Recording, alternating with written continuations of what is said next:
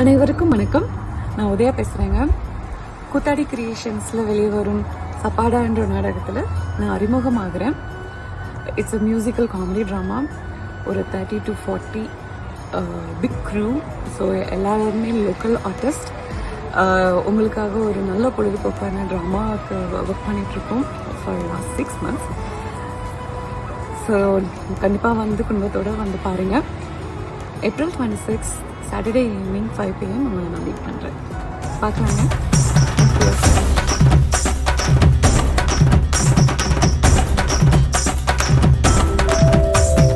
வாங்க மக்கா வாங்க எங்க நாடக பார்க்க வாங்க.